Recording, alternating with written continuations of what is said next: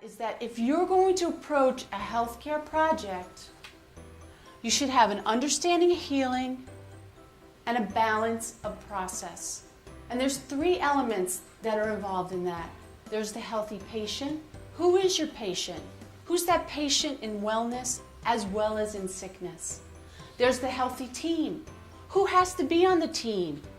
And then how do you share information? How do you get each other to talk and work together? And then there's the healthy project. This is your process. It's the 5 steps of project management methodologies. We're not the same, you know what I mean? When you're working with a nurse or you're working with a doctor and you're in this business, they don't understand how to read plans. IT people, they don't understand how to read plans.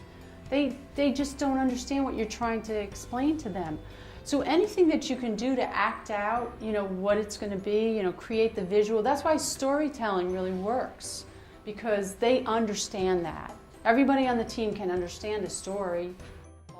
When I was building the second floor orthopedic patient rooms, the patients couldn't get the walker through the bathroom door. And for them, that caused a lot of problems. So we decided as a team we were going to put our money into actually widening the doors in the rooms. But ultimately, the best thing that could have happened there was that patient was able to get up after surgery, use the walker to go to the bathroom. And that was our priority. When you use storytelling with your team, you can turn the words into meaning, put it into a context so people understand what's going on.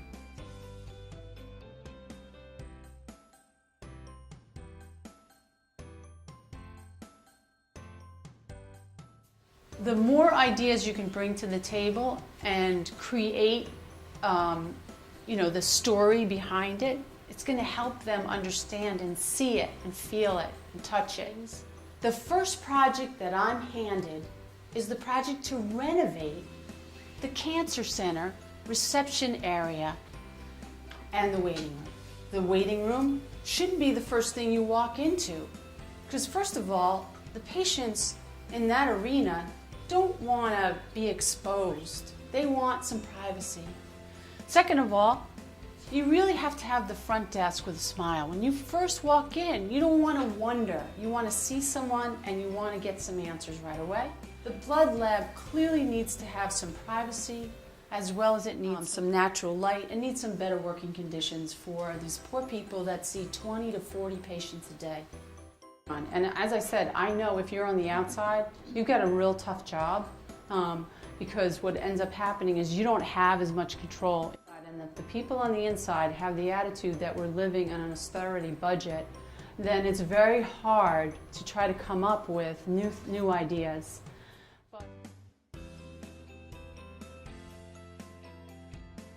It got us thinking outside of our normal course of what we do on a daily basis. It challenged us to come together with different roles, and when you come together and you're communicating, what's the process going to be, and how are you going to facilitate that to reach an outcome that benefits the overall group and what your goals are?